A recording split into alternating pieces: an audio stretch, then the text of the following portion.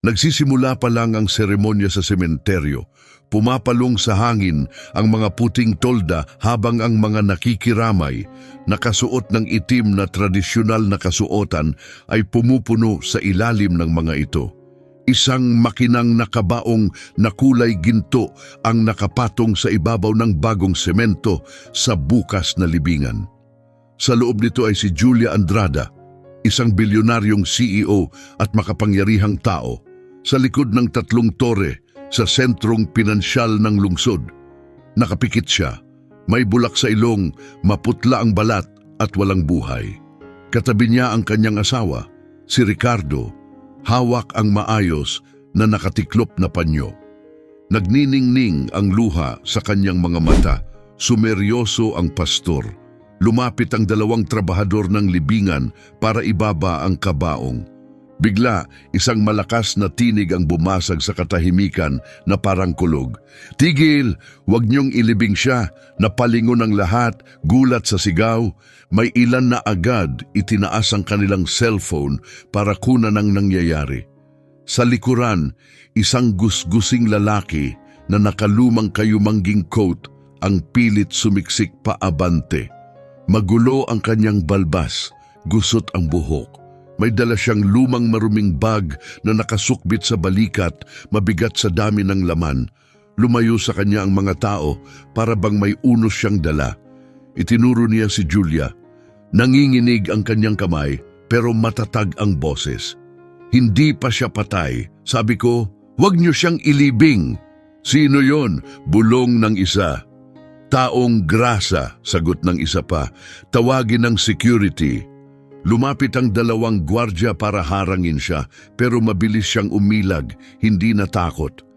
Umalo ng coat niya habang lumalapit. Huminto siya sa harap ng banig kung saan nakapatong ang kabaong at humarap sa lahat. "Ako si Benito," sabi niya habang hinihingal. "Pakiusap, makinig kayo. Buhay pa ang babaeng ito." Nanigas si Ricardo. Tumigas ang kanyang mukha. "Palayasin ang siraulong yan," utos niya. "Magpakita ka naman ng respeto sa patay," dagdag pa niya. "Si Julia ay asawa ko. Wala na siya. Gusto naming bigyan siya ng payapang pamamaalam," bulong ng mga nakikiramay. Ibababa na sana ng pastor ang Biblia. Napahinto ang mga trabahador. Muling itinuro ni Benito si Julia, ngayon ay may paninindigan. Hindi pa siya patay, giit niya. Binigyan siya ng gamot na nagpapabagal ng paghinga, pinalalamig ang katawan. Para siyang patay pero hindi siya. "Ibigay niyo ang pampawala, ngayon na." Nagkagulo ang mga tao. "Pampawala?" bulong ng isa. "Ano raw?" dagdag ng iba. Lumapit ang mga cellphone para mas makita. Lumapit din ang isang mamamahayag na mula si Ricardo sa galit. "Tama na," sigaw niya sa mga gwardya. "Alisin yan." Pero hindi umalis si Benito. Itinaas niya ang ulo. "Ricardo," sabi niya, mahina pero pamilyar. "Alam mo ang ginawa mo. Alam din ni Dr. David. Parang bato ang pangalang iyon na nahulog sa tahimik na tubig. Napalingon ng lahat. Nakahiwalay si Dr. Davide, ang doktor ng pamilya, may stethoscope sa bulsa, labi mahigpit na nakatikom." Tinitigan niya si Benito na para bang harap-harap sa isang nakasaradong pinto. "Pastor," madiing sabi ni Ricardo, "ituloy mo na." Nagdadalawang isip ang pastor, nanginig ang kanyang mga kamay sa pahina. Dahan-dahang lumapit si Benito sa kabaong. Naging malumanay ang kanyang tingin habang nakatingin kay Julia. Mahina niyang bulong, para bang para sa sarili lang, "Madam, konting tiis pa." Pagkatapos, mas malakas niyang sinabi, "Tingnan niyo ang bibig niya. Damhin ang pulso, painitin ang dibdib. Nandyan pa siya, narinig ko mismo ang plano." Gusto ni Ricardo na agad siyang mailibing. Inaprubahan ni Dr. Davide ang mga papeles. "Pakiusap, ibigay niyo na lang ang pampawala." Lalong tumahimik ang paligid. Maging ang hangin ay parang tumigil. Tumayo ang isang babaeng nakalilang lace sa unahan. Nanginginig ang kanyang mga kamay. "Kung may kahit kaunting pag-asa," sabi niya, "dapat nating tingnan." "Hindi na kailangan," singhal ni Ricardo. Kumakabog ang pawis sa kanyang noo. Sinunod namin ang lahat ng proseso, kumpirmado na ng doktor. Hayaan niyong tingnan, sigaw ng isa mula sa likod. Anong masama kung susuriin lang? Sabi ng isa pa, suriin niyo na. Dumarami ang bulungan, tumango ang mga tao, may pagdududa na sa kanilang mga mata, napahinto ang mga gwardya, sumeryoso si Dr. Davide. Kalokohan ito, pilit niyang ngiti.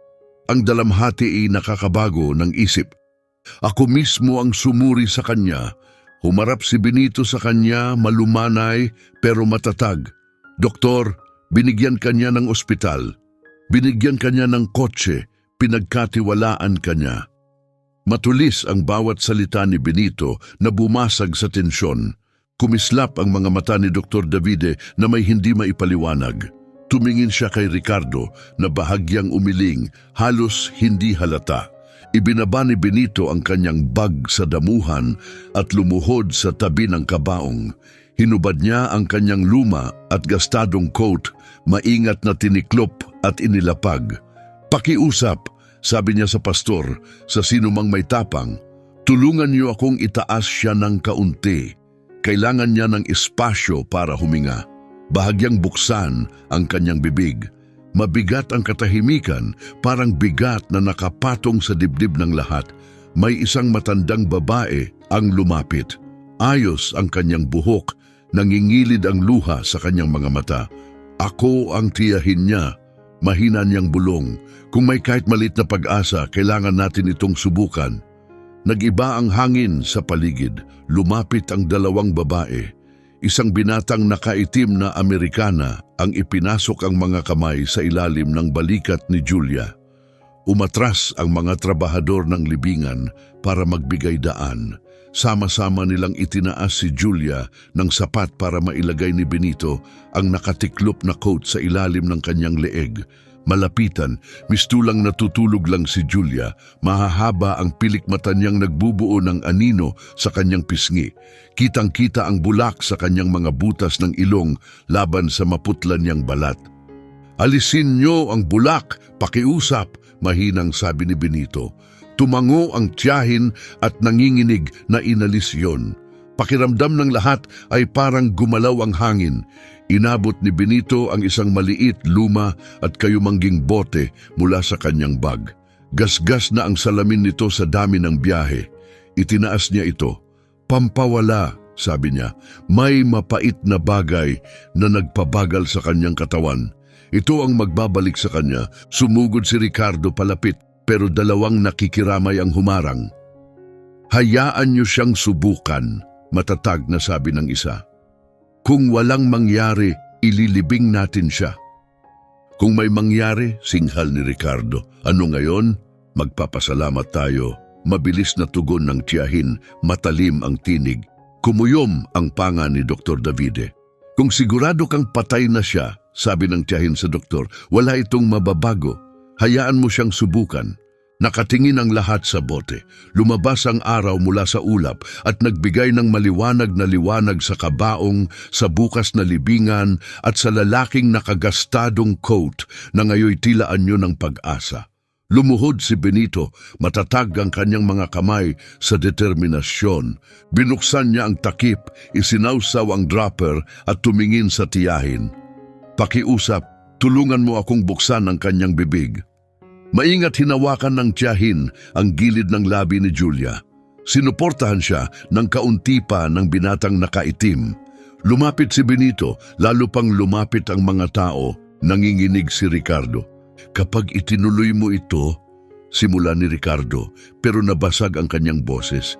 Itinaas ni Benito ang dropper sa bibig ni Julia. Isang patak, mahinang bulong niya, bumalik ka sa amin. Pinisil niya, isang malinaw na patak ang nahulog, dumapo sa dila ni Julia. Tumigil ang lahat, mahinang nagbilang si Benito. 1, 2, 3, wala. 4, 5, humihip ang hangin sa mga tolda. 6, nanginginig ang kanyang kamay habang iniaangat muli ang dropper para sa ikalawang patak. Huwag mong subukan, sigaw ni Ricardo hakbang palapit. Itinaas ng tiyahin ang kamay para pigilan siya. Lumayo ka! Pinisil muli ni Benito. Bumagsak ang pangalawang patak. Sa iglap bago ito dumapo sa dila niya, isang mahinang tunog ang sumiko mula sa dibdib ni Julia, napakahina na parang hangin o alaala. "Ubo ba yon?" Bulong ng isang tao. Dumapo ang patak sa kanyang dila. Gumalaw ang lalamunan ni Julia. Bahagyang bumuka ang kanyang labi. At sumabog ang kaguluhan sa sementeryo, sigawan, dasal at mga hinga ang nagsalubong. Tumataas ang mga cellphone, kinukunan ang di nila akalaing posible. Kumilos ang kamay ni Julia at isang mahina ngunit malinaw na ubo ang lumabas sa kanyang labi. Maliit ang tunog pero tumagos sa lahat. Nagningning ang mga mata ni Benito ng matinding pag-asa. Lumapit pa siya. "Bumabalik siya," sabi niya, nanginginig pero matatag. "Sabi ko sa inyo, buhay siya." Hinawakan ng tiyahin ang pulsuhan ni Julia, nagbago ang kanyang mukha sa pag-aliw. "Mainit siya! Diyos ko, mainit siya!" Sigaw niya. Isa pang babae ang lumuhod, nagdasal ng malakas, "Dakila ang Diyos! Dakila ang Diyos!" Pero hindi gumalaw si Ricardo. Nagbaluktot ang kanyang mukha sa galit. Habang gumagalaw ang katawan ni Julia, mabilis siyang bumunot sa loob ng kanyang jacket. May hawak siyang maliit na bagay, kumikislap ang bakal sa ilalim ng araw. Napatigil si Benito. "Kutsilyo ba iyon, hiringgilya o mas masama pa?" "Lumayo kayo!" Sigaw ni Ricardo, mabangis ang anyo, may laway sa kanyang labi. Dapat nasa libingan siya, doon siya nababagay. Sinubukan siyang pigilan ng dalawang lalaking naka-Amerikana, pero itinulak niya sila na may di inaasahang lakas. Nagpanik ang mga tao at nagsialisan. Mahigpit na niyakap ng mga magulang ang kanilang mga anak. Nabitiwan ng pastor ang kanyang Biblia, nabasag ang boses niya habang nilulukuban ng takot. Pero hindi kumurap si Benito. Matatag siyang tumayo, humahaplos sa damuhan ng kanyang coat, gumagalaw ang kanyang balbas sa hangin, tumindi ang kanyang tinig. "Tingnan mo siya, Ricardo," sabi niya. "Tingnan mo ang asawa mo." Humihinga siya, napatingin ang lahat at nakita nila dahan-dahang umaangat at bumababa ang dibdib ni Julia. Isa pang ubo ang lumabas sa kanyang labi, mas malakas kaysa una. Kumislot ang kanyang mga talukap, pilit bumubukas na parang mabibigat na kurtina. Sabay-sabay na napasinghap ang karamihan. Sumigaw ang tiyahin, "Buhay siya!" Humihinga siya. Bahagyang bumuka ang bibig ni Julia. Ang kanyang tinig, paos at mahina ay bumasag sa hangin. "Bakit?" mahina niyang tanong. Nagliliwanag ang kanyang mga mata sa pagkalito habang nakatingin sa lalaking nakatayo sa ibabaw niya. Lumakas ang kanyang boses, puno ng sakit. "Ricardo, bakit?" Nagbago ang lahat, nawala ang kapangyarihan kay Ricardo sa isang tibok ng puso. Bumagsak ang kanyang braso sa gilid at nalaglag mula sa kanyang kamay ang bagay na metal. Tumunog itong matalim sa semento malapit sa libingan, isang maliit na hiringgilya na puno ng malabong likido. Muli na namang napasinghap ang mga tao. Kumilos ang mga gwardya, ibinagsak siya sa lupa. Nagpumiglas siya, sumisigaw, "Hindi! Hindi siya dapat bumalik. Dapat wala na siya." Pinilipit nila ang kanyang mga braso sa likod habang nagpupumiglas siya. Dumaloy ang pawis sa kanyang mukha at nawala ang maskara ng pagluluksa. Lumitaw ang galit sa ilalim nito. Lahat ng tingin ay napunta kay Dr. Davide. Umatras siya, maputla ang mukha. Hinila niya ang kanyang kwelyo, sinusubukang huminga. May manipis na patak ng pawis na dumulas sa kanyang sentido. Ako'y nag-ulat lang ng nakita ko," pautal niyang sabi. "Akala ko wala na siya." Muling tumalim ang tinig ni Benito na parang talim. "Sinungaling, tinulungan mo siya, nilagdaan mo ang kanyang kamatayan kahit alam mong buhay pa siya." Umubo muli si Julia, ngayon ay mas malakas. Sa tulong ng kanyang tiyahin, dahan-dahan siyang umupo, bumagsak ang kanyang buhok, basa ng pawis ang kanyang balat. Matatalim na ngayon ang kanyang mga mata, puno ng galit at pighati. Sa gitna ng mga luha, direkta niyang tiningnan si Ricardo. Nangangatog ang kanyang boses pero may bigat ng kapangyarihan. Ano bang nagawa ko sa'yo? Tanong niya. Ano ang nagawa ko para maranasan ito? Tumigil sa pagpupumiglas si Ricardo sa pagkakahawak ng mga gwardya. Nagyelo ang kanyang mukha. Muling tumaas ang boses ni Julia. Binigyan kita ng kapangyarihan. Pinagkatiwalaan kita sa bahagi ng kumpanya ko. Minahal kita. Hindi ko kailanman pinaramdam sa iyo na maliit ka dahil sa yaman ko. At ito ang kapalit. Nag-umpisa ang bulungan sa karamihan. May ilan na pinahiran ang kanilang mga luha. May iba na napatingin na lang, hindi makapaniwala. Pagkatapos, ibinaling ni Julia ang kanyang tingin kay Dr. Davide. Tumagos ang kanyang mga mata sa kanya na parang liwanag ng spotlight. At ikaw, sabi niya nanginginig ang tinig, itinayo ko ang ospital mo, binigyan kita ng kotse, inangat kita nung wala ka pa. Matindi ang dating ng kanyang mga salita. At pinili mo pa rin akong ipagkanulo. Kasama siya? Sinubukan ni Dr. Davide na magsalita. Ako, pero nakasulat na ang katotohanan sa kanyang mukha. Hindi na niya kailangan magsabi pa. Nanghina si Julia, napayuko siya, muling nanghihina ang katawan. Agad siyang sinalo ni Benito, pinatatag siya ng kanyang magaspang ngunit mahinahong mga kamay. Ang kanyang boses, dating malakas at utos, ay ngayon banayad. Dahan-dahan lang, madam, ligtas ka na. Tumingala siya kay Benito, nagtagpo ang kanilang mga mata. May luha ang sa kanya, pero may nakabaon na mas malalim. Walang takdang pasasalamat. Sa sandaling yon, nakita niya sa kabila ng gusot na balbas at punit na coat ang lalaking nagligtas sa kanya. Sino ka? Mahina niyang tanong. Bakit mo ito ginawa? Ibinaling ni Benito ang kanyang tingin sa lupa. Mababa at magaspang ang kanyang tinig. Dahil alam ko ang totoo, sagot niya. Narinig ko siya kahapon sa kanyang kotse. Pinag-usapan niya ang mabilis na libing mo. Ang katahimikan, ang pagangkin ng lahat ng itinayo mo, hindi ko kayang manahimik, hindi na muli. Nakinig ang mga nakikiramay, nakabitin sa bawat salita niya. Kumapit si Julia sa kanyang braso, nanginginig pa rin ang katawan niya, hindi pantay pero matatag ang kanyang paghinga. May luha sa kanyang tinig nang siya'y bumulong, iniligtas mo ako, ibinigay mo ulit ang buhay ko. Muling sumigaw si Ricardo, nagpupumiglas laban sa mga lalaking humahawak sa kanya. Dapat akin siya, lahat akin, sigaw niya. Nababasag ang kanyang boses, pero wala nang nakinig. Nilamon ng mga dasal, ng mga luha, ng mga totoong nagmahal kay Julia, at ng mga matitinding tingin na nakatutok ngayon sa kanya ang kanyang galit. Sa malayo, narinig ang mga sirena na bumibiyak sa hangin. Paparating na ang pulisya. Si Benito, nakaluhod pa rin sa tabi ni Julia, ay tumingala sa papalakas na tunog. Ang kanyang mga matay walang pagyayabang. Sa halip, may mas mabigat, lungkot, bigat ng isang masakit na nakaraan na hindi pa naiiwan. Nakita iyon ni Julia sa kanyang mukha. Inabot ni Julia ang kanyang nanginginig na mga daliri at hinawakan ang kanyang kamay. Pakiusap, manatili ka, mahina niyang bulong. Huwag mo akong iiwan.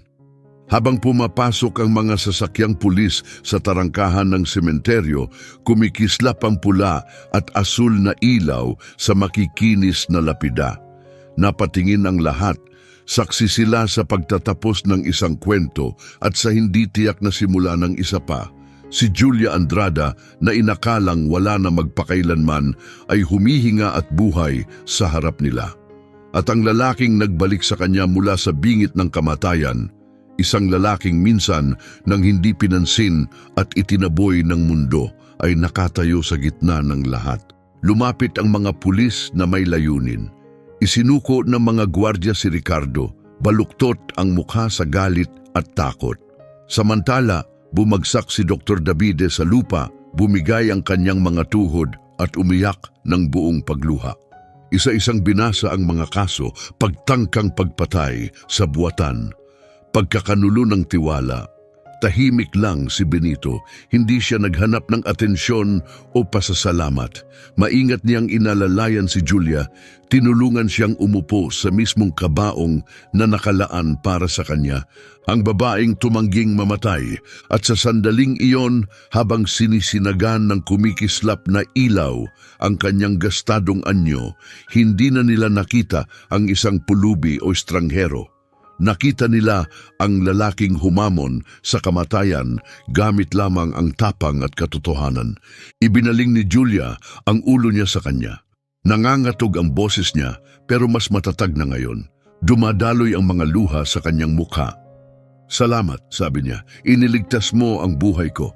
Nanatiling nakatulala ang karamihan, nakabitin sa kanilang nakita, naghihintay, alam na may mas malaki pang magsisimula. Puno ang korte, bawat upuan ay okupado, nakatayo ang mga tao, dikit-dikit, sabik masaksihan ang paglilitis na umagaw ng atensyon ng buong bansa. Sa labas, nagtipon ang mga mamamahayag sa kalsada, nakapila ang mga van ng balita sa bangketa. Tuloy-tuloy ang pag-click ng mga kamera, habang pabulong nagsasalita ang mga reporter sa kanilang mikropono. Kumalat ang mga balita na parang apoy. Bilyonaryang si Julia Andrada nabuhay matapos halos mailibing ng buhay. Asawa at doktor kinasuhan sa nakakagulat na pagtataksil. Pagkatapos, bumukas ang pinto ng korte. Lumitaw si Julia, mabagal pero may layunin. Inalalayan siya ni Benito sa isang gilid at nang kanyang tiyahin sa kabila. At nanood ang buong mundo, nanginginig pa rin ang kanyang mga hakbang pero tuwid ang kanyang likod at mataas ang kanyang ulo. Nakaitim lang siyang damit, walang alahas, walang kislap pero hindi maikakaila ang kanyang presensya. Habang pumapasok siya at umuupo sa unahan, kumalat ang mga hikbi at hinga sa buong silid. Tumama ang kanyang mga mata sa mga nasasakdal. Nasa loob ng salaming kulungan si Ricardo, maputla at walang emosyon. Wala na ang peking dalamhati na ipinakita niya sa libing. Pinalitan ito ng matigas na ngisi habang tinitingnan si Julia. Katabi niya si Dr. Davide, nakayuko ang ulo, nanginginig ang mga kamay. Basang-basa ng pawis ang kanyang damit, kumikislap sa ilaw ng korte. Ang hukom, isang babaeng may pilak na buhok at matatalim na salamin, ay tumipa ng kanyang martilyo. Malinaw at matatag ang kanyang tinig. "Binubuksan ko ang sesyon ng hukuman," anunsyo niya. "Dinggin natin ang kaso ng Estado laban kina Ricardo Andrada at Dr. Davide Ortega." Umuugong sa silid ang mga kaso, pagtangkang pagpatay, sabwatan, paglabag sa tungkulin medikal. Tumayo ang pangunahing taga-usig, malinaw at matatag ang kanyang tono. Kagalang-galang na hukom, hindi ito simpleng kasong pagkamkam. Isa itong planadong pagtatangka ng isang lalaki na ilibing ng buhay ang sarili niyang asawa, kasama ang isang doktor na nilabag ang lahat ng prinsipyo ng kanyang propesyon. Gusto nila ang kanyang imperyo, ang kanyang yaman, ang kanyang mga kumpanya na sumusuporta sa libu-libong pamilya.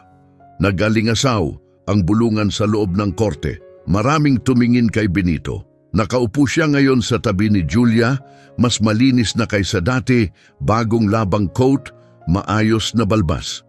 Pero bakas pa rin sa kanyang mukha ang hirap. Ibinaba niya ang kanyang tingin, hindi komportable sa atensyon. Itinuro ng taga-usig si Ricardo. "Itinatanggi mo bang pinlano mong lasunin ang asawa mo ng sangkap na nagpapanggap ng kamatayan? Itinatanggi mo bang inutusan mo ang doktor na ito na ideklara siyang patay para mailibing agad?" Yumuko si Ricardo, malamig at matalim ang boses. "Itinatanggi ko ang lahat. Mga katang-isip lang ito ng isang baliw na palaboy at isang babaeng masyadong mahina para tanggapin na bumibigay ang kanyang katawan. Mamamatay na siya. Tinanggap ko lang iyon." Nabigla ang lahat. Biglang tumayo si Julia, nababasag pero matindi ang boses. "Sinungaling!" sigaw niya. "Tingnan mo ako, Ricardo. Nilason mo ang pagkain ko. Pinapirma mo ang doktor ko, ang kaibigan ko. Napatay na ako. Sinubukan mo akong ilibing ng buhay parang ang basura, muling pinatunog ng hukom ang martilyo. Kaayusan, utos niya, pero sobrang siksik ng tensyon para mapatahimik. Inabot ng taga-usig ang isang maliit na bagay na nakaselyo sa isang ebidensyang bag, isang maliit na bote. Ito, sabi niya habang itinaas ito, ay natagpuan sa loob ng hiringgilyang nakuha malapit sa libingan. Ayon sa pagsusuri, ito ay isang uri ng paralitiko. Pinapabagal nito ang tibok ng puso hanggang sa magmukhang patay ang tao. Tanging isang profesional na medikal lamang ang makakaalam ng totoo. At gayon paman, nilagdaan ng doktor na ito ang kanyang kamatayan. Lahat ng mata ay lumingon kay Dr. Davide. Bumagsak ang kanyang balikat. Nagsimula siyang umiyak, basag ang boses at desperado. Pinilit niya ako. Tinakot niya ako. Sabi ni Ricardo, kung hindi ko siya tutulungan, mawawala lahat sa akin. Ang ospital, ang pangalan ko, ang pamilya ko. Natakot ako. Nilagdaan ko lang yun dahil sa takot. Nanlamig ang mukha ni Julia. Takot? Sabi niya. Pinanood mong ilagay ako sa kabaong. Pinanood mong ibaba ako sa lupa. Hindi mo lang sinira ang panata mo, sinaktan mo ako. Tinakpan ni Dr. Davide ang kanyang mukha ng 2 kamay. Patawad, Julia. Patawad. Humarap ang taga-usig sa hukom. Kagalang-galang na hukom, hawak natin ang sangkap, hawak natin ang instrumento, hawak natin ang salaysay ng biktima. At mayroon tayong saksi, isang lalaking isinugal ang kanyang buhay para sabihin ang totoo. Napatigil si Benito nang ituro siya ng taga-usig. Napalingon sa kanya ang lahat. Siya yun, bulong ng isa. Siya ang pumigil sa libing. Tumango ang hukom, seryoso ang tingin. Ginoong Benito Olvera, mangyaring lumapit. Tumayo si Benito nang dahan-dahan at lumakad papunta sa witness stand. Bawat hakbang niya ay umalingaw-ngaw sa silid. Pagdating sa harapan, mahigpit niyang hinawakan ang kahoy na rehas gamit ang 2 kamay. Nanumpa siya, mahina ang boses niya pero matatag. Yumuko ang taga-usig. Ginoong Olvera, pakisabi sa korte kung ano ang nakita mo. Tiningnan ni Benito ang mga mukha sa silid.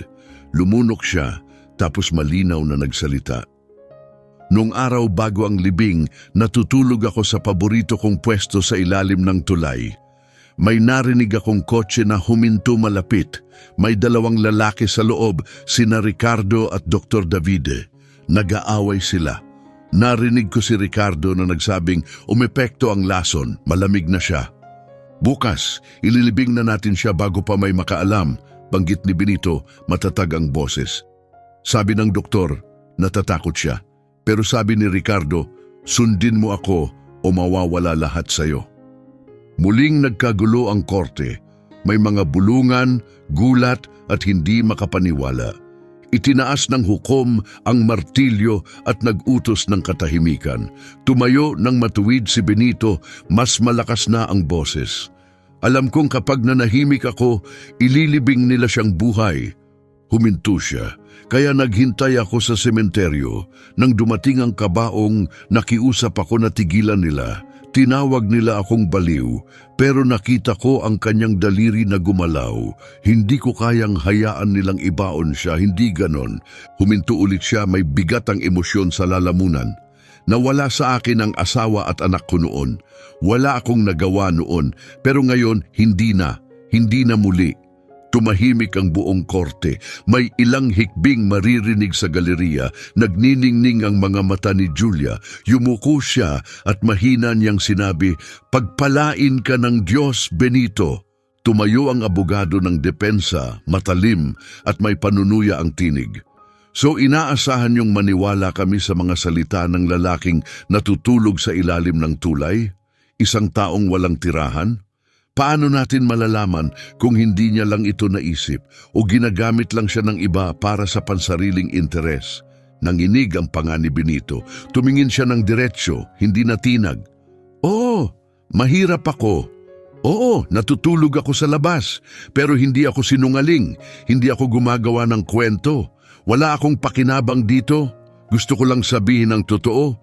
Yumuko ang hukom, matatag ang tinig. Ang saksi ay nagsalita ng may tapang. Hayaan nating tumindig ang kanyang mga salita kasabay ng ebidensya. Pumalag si Ricardo, pinagsusuntok ang mesa. Kasinungalingan lahat yan. Lahat ng to ay kasinungalingan. Basag na ang boses niya, walang laman, sira. Muling pinatunog ang martilyo, kaayusan sa korte. Habang nagpapatuloy ang paglilitis, isang bagay ang naging malinaw. Naalis na ang maskara ni Ricardo. Unti-unting gumuho ang larawan ng perpektong lalaking ilang taon niyang itinayo. At si Benito, ang lalaking hindi man lang niya tiningnan noon, ang naging simbolo ng pagbagsak niya. Nakaupo si Julia sa tabi ni Benito, mahigpit na nakahawak sa kanyang kamay. At sa sandaling iyon, napagtanto ng lahat, hindi lang pagbabalik ng buhay ni Julia ito. Isa rin itong pagbabalik sa buhay ni Benito. 2 taong halos nawala, ngayon ay sabay na bumangon. Hindi agad natapos ang paglilitis. Nagtagal ito ng ilang araw. Tuwing umaga, puno ang korte. Mga mamamahayag, mga pinuno ng negosyo at karaniwang mamamayan ay dumalo, inaabangan ang kwento ni Julia Andrada, buhay, humihinga at lumalaban.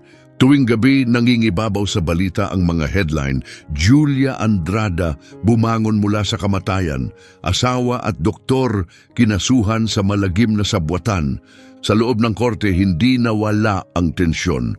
Matigas at balisa si Ricardo. Gusot na ang kanyang mamahaling mga damit, namumula ang mga mata sa walang tulog na gabi. Ang lalaking minsang kahanga-hanga sa mga board meeting ay ngayon ay tila isang hayop sa bitag, galit, desperado, unti-unting nasisira sa bawat bagong patotoo. Si Dr. Davide naman lalo pang lumiit habang lumilipas ang oras. Hindi makatingin si Dr. Davide kay Julia. Nakayuko siya, halos hindi marinig ang kanyang boses. Paminsan-minsan ay pabulong siyang nagdarasal habang ipinapakita ang mga ebidensya. Nanginginig ang kanyang mga kamay. Sa ika-4 na araw, tinawag ng taga-usig ang bagong saksi, ang personal na driver ni Julia, si Carlos. Isang malaking lalaki, matatag at may tapat na mga mata. Lumapit siya at umakyat sa witness stand. Kagalang-galang na hukom, panimula niya, matatag ang boses. Noong gabing nawalan ng malay si Madam, ako ang nagdala sa kanya sa ospital. Hirap na hirap siyang huminga. Natakot ako. Pagdating namin, sinabi ni Dr. Davide na umalis na ako. Siya na raw ang bahala. Nakiusap akong manatili. Tumanggi siya. Tumigil siya, lumunok. Pagkalipas ng 2 oras, sinabi niya sa amin na wala na siya. Nag-react agad ang buong korte. Umalingaw-ngaw ang mga hinga ng pagkabigla. Tinakpan ni Julia ang kanyang bibig. Muling umagos ang kanyang mga luha. Yumuko si Carlos. Alam kong may mali. Mahina siya, pero hindi wala. Dapat mas pinilit ko. Dapat lumaban ako. Tumango ang taga-usig. Para malinaw, Ginoong Carlos, tinanggihan ka ni Dr. Davide at siya ang humawak sa buong sitwasyon? Opo, Ginoo. Tama po iyon. Nagpakita ng tensyon ang kampo ng depensa. Parang buhangin na unti-unting guguho ang kanilang argumento. Pagkatapos ay tinawag ang dalubhasa, ang toxicologist. May dala siyang mga chart at digital na slide. Ang sangkap na natagpuan sa hiringgilya ay tetrodotoxin, paliwanag niya. Sa maliliit na dosis, pinapabagal nito ang tibok ng puso, pinatitigas ang mga kalamnan, pinatitigil ang paggalaw ng paghinga. Kung walang sapat na kagamitan, kahit bihasang doktor ay maaaring mapagkamalang patay ang pasyente. Tumingin siya mula sa kanyang tala. Hindi ito aksidente, sinasadya ito. Bumagsak ang katahimikan sa loob ng korte, parang naging mabigat ang hangin sa katotohanan. Pagkatapos ay tumingin ang hukom kay Ricardo.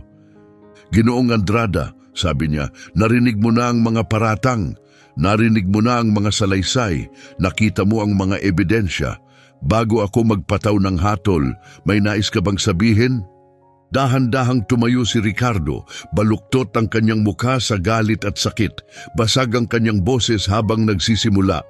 Meron, sabi niya, madilim ang mga mata. May sasabihin ako. Minahal ko si Julia noon, panimula ni Ricardo. Mapait ang tinig. Pero mas mahalaga sa kanya ang imperyo niya kaysa sa akin. Lahat ay tungkol sa pera, sa kumpanya, sa tagumpay. At ako? Anino lang ako sa bahay niya. Asawa sa papel pero hindi sa totoo. Dapat ay kabahagi ako ng mundo niya pero itinuring niya akong utusan. Nanigas ang mukha ni Julia, tila literal siyang sinaktan ng mga salita. Nag-ugong ang karamihan. Nagpatuloy si Ricardo, mas malakas na, nanginginig ang mga kamay. "Oh," sigaw niya, "gusto ko ang lahat. Karapat dapat ako roon. Kung kailangang mamatay siya para mabuhay ako ng may dangal, ayos lang." Sumabog ang korte. Sigawan, hikbi at hiyawan ng pagkabigla ang nag-etyo sa silid. Paulit-ulit na pinalo ng hukom ang martilyo. "Kaayusan! Umupo ka!" Tumayo si Julia. Malaya na ang mga luha pero malinaw at matatag ang boses niya. "Gago ka," sabi niya. "Hindi mo mapipilit ang pagmamahal. Hindi mo maaring hingiin ang respeto. Ibinigay ko sa iyo ang lahat, ang tiwala ko, ang tahanan ko, ang buhay ko, pero ang kasakiman mo ang sumira sa lahat. Sinubukan mong tapusin ako at ngayon sinira mo ang sarili mo." Lumutang ang mga mata ni Ricardo sa galit. "Wala akong pinagsisisihan," sigaw niya. Tumalon siya mula sa kinauupuan, sinubukang kumawala. Agad siyang hinablot ng mga gwardya, pinigil habang nagsisigaw at nagpapalag, kumakalansing ang kadena sa bawat galaw. Lumuhod si Dr. Davide, humahagulgol ng hindi mapigilan. "Pakiusap, kagalang-galang na hukom," iyak niya. "Julia, patawarin mo ako. Sinira ko ang bawat pangakong binitiwan ko, nilabag ko ang lahat ng pinaniniwalaan ko. Karapat dapat akong parusahan." Muling pinatunog ng hukom ang martilyo. Tumahimik ang buong korte. Kalma ngunit matatag ang kanyang tinig. Sapat na ang narinig ng korte. Tumingin siya kay Ricardo. "Ricardo Andrada, napatunayang kang nagkasala sa tangkang pagpatay, sa buwatan upang pumatay, at walang awang kasakiman. Ikaw ay hinatulan ng habang buhay na pagkakakulong na may mabigat na paggawa. Naway sa bawat araw ng sentensya mo, maalala mo ang halos nawala mong buhay." Sumigaw si Ricardo habang inilalabas ng mga gwardya. "Dapat sa akin lahat yon, sa akin." Pagkatapos ay hinarap ng hukom si Dr. Davide. "At ikaw, Dr. Davide Ortega, na minsang nangakong magprotekta ng buhay, ngunit pinili ang pagtataksil, ang iyong mga kilos ay lampas sa kapatawaran. Hinahatulan ka rin ng habang buhay na pagkakakulong. Hindi ka na muling magkakaroon ng kapangyarihan sa buhay ng iba." Bagsak sa upuan si Dr. Davide. Hindi siya lumaban habang binubuhat ng mga pulis at inilalabas. Ang huling hampas ng martilyo ay umalingaw-ngaw sa buong silid. Dismissed ang korte. Sumabog sa emosyon ang loob ng korte. May mga pumalakpak, may mga napaluha. Nag-uunahan ang mga reporter palabas upang ipalabas ang balita. Si Julia, pagod at nanginginig, ay napaupo sa kanyang upuan. Mahina niyang sinabi, "Tapos na." Ngunit umiling si Benito na nakaupo sa tabi niya. "Hindi pa, madam," mahinang tugon niya. "Ngayon pa lang nagsisimula. Binigyan ka ng pangalawang pagkakataon. Ang tanong ngayon, ano ang gagawin mo rito?" Tumalikod si Julia at tiningnan siya. Puno ng emosyon ang kanyang mga mata. Basag ang kanyang tinig habang nagsalita. "Hindi ako mabubuhay kung hindi dahil sa'yo. Wala kang bubong, wala kang kama. Pero binigyan mo ako ng kaligtasan at pag-asa. Iniligtas mo ako, Benito." Ibinaba ni Benito ang tingin. Mahina ang kanyang tinig. "Ginawa ko lang ang hindi ko nagawa noon. Nawalan ako ng asawa at anak. Hindi ko sila nailigtas, pero ngayon kinailangan kong kumilos. Hindi ko kayang hayaan na mangyari ulit." Inabot ni Julia ang kanyang kamay, matatag at banayad. "Hindi ka nabigo," sabi niya. "Ikaw ang himala ko." Lumapit ang mga tao, ang ilan ay gustong kamayan si Benito, ang iba ay tinatapik ang kanyang likod, nagpapasalamat. Sa loob ng maraming taon, naging parang multo lang siya sa kalsada. Pero ngayong araw, siya ang nasa gitna ng liwanag, ang lalaking nagligtas sa isang bilyonarya mula sa libingan. Tumayo si Julia, hindi pa rin binibitawan ang kanyang kamay. "Hindi ka na babalik sa ilalim ng tulay," mariin niyang sabi. "Simula ngayon, kasama kitang lalakad. Kung nakuha ko ulit ang buhay ko, Ganon din dapat sa'yo. Namuo ang luha sa lalamunan ni Benito. Wala siyang masabi. Puno ng luha ang kanyang mga mata. Ngunit tahimik siyang tumango at hinigpitan ang hawak sa kamay niya. Sa unang pagkakataon matapos ang napakahabang panahon, naramdaman niyang may nakakakita sa kanya. At habang silang tatlo, si Julia, ang kanyang tiyahin, at si Benito ay sabay-sabay na lumabas ng korte, umalingaw-ngaw ang sigawan ng mga tao. Kumislap ang mga kamera. Isinisigaw ng masa ang kanyang pangalan. Benito! Benito! Ang lalaking huminto sa kamatayan.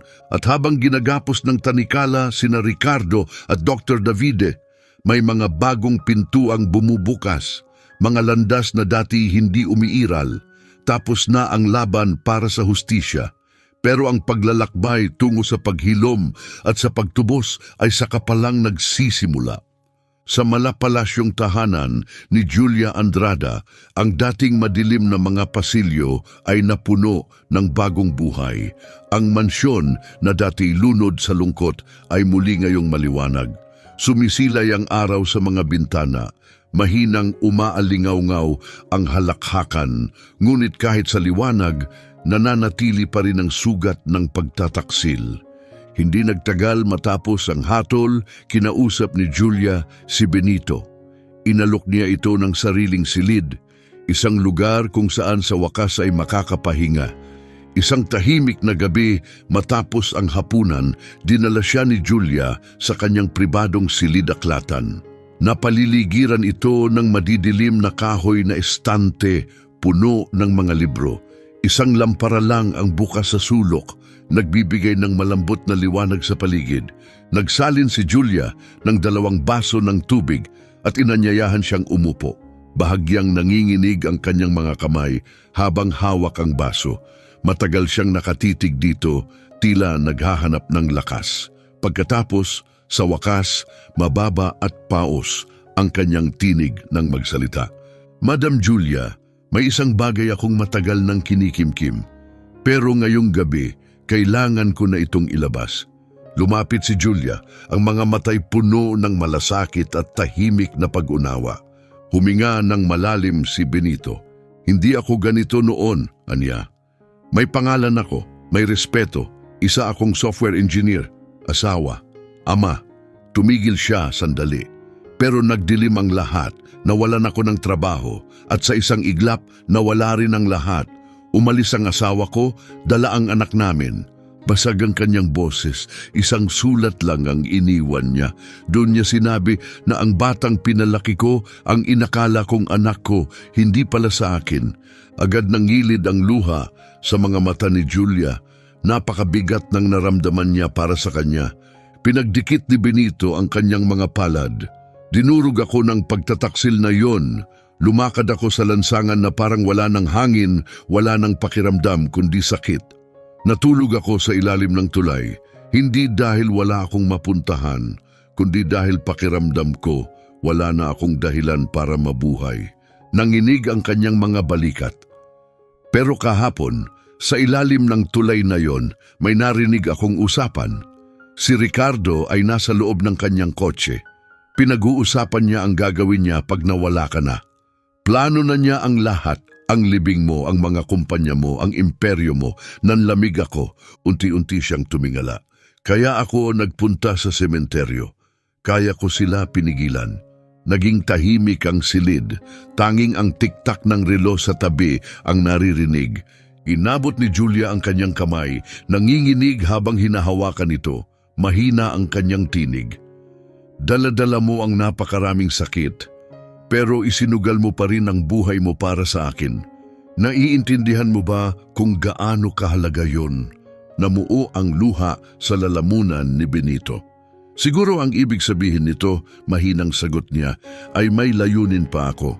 Sa mga araw matapos ang kanyang pag-amin, sinigurado ni Julia na hindi na muling magiging anino si Benito. Hindi lang niya nakita ang lalaking nagligtas sa kanya, nakita niya ang talino na hinubog ng paghihirap, isang kaluluwang pinanday ng sakit. Sa simula, tumanggi si Benito. "Pakiusap, madam," sabi niya isang umaga habang dala ang mga dokumento mula sa silid-aklatan. "Hindi na ako yung dati. Gusto ko lang manatiling tahimik, sa likuran lang." Ngunit umiling si Julia, matatag. "Hindi, Anya. Binigyan mo ako ng pangalawang pagkakataon. Hayaan mong bigyan din kita." Nagsimula si Benito sa maliliit na gawain sa Andrada Holdings, pag-aayos ng mga file, pagsusuri ng schedule, pag-oorganisa ng mga simpleng ulat. Tahimik siyang nagtrabaho, iniiwasan ng atensyon, ngunit unti-unti namukadkad ang kanyang likas na kakayahan.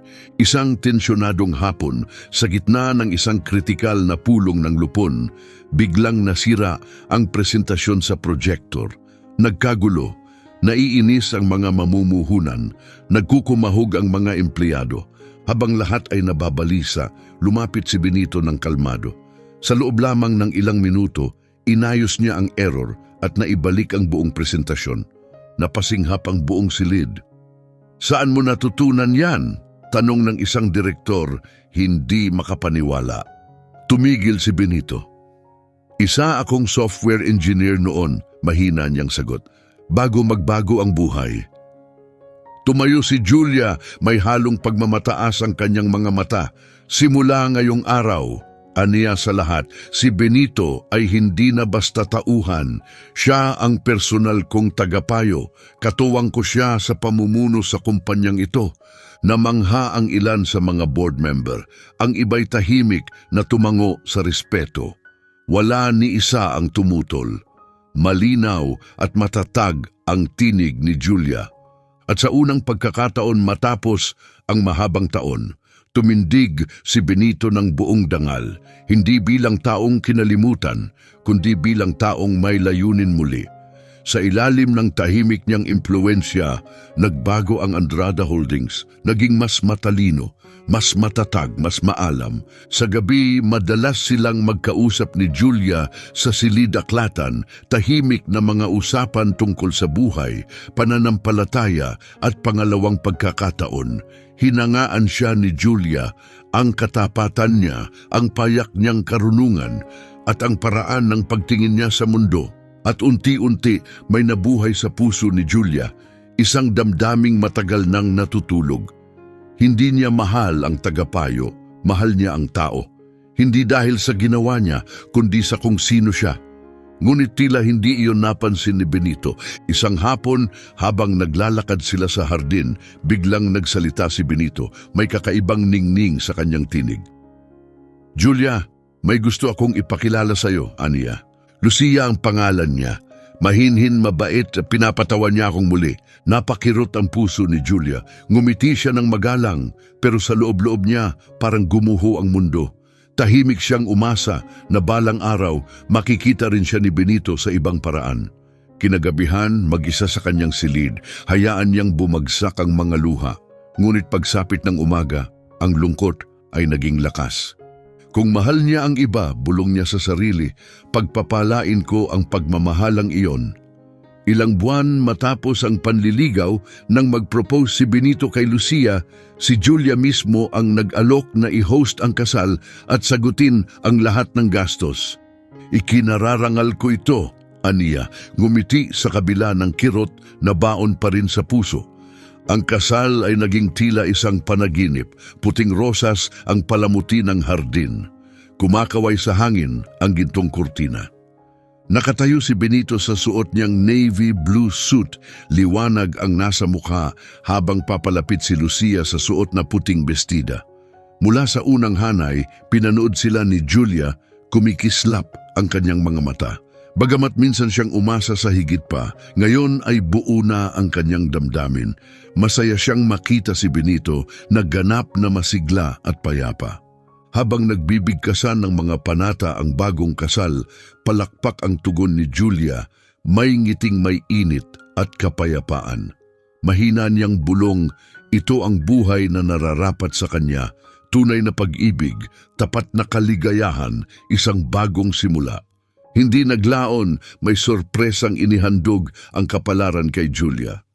Sa isang charity gala, nakilala niya si Giorgio, isang lalaking iginagalang hindi dahil sa yaman, kundi sa kabutihan at tahimik na lakas. Hindi siya humanga sa kayamanan ni Julia, kundi sa kanyang katatagan. Mula sa pagkakaibigan, unti-unti itong naging pag-ibig. Ibinalik ni Giorgio ang tawa sa kanyang mga araw. At sa unang pagkakataon, mula nang malapit siyang mamatay, muli niyang naramdaman ang kabuuan.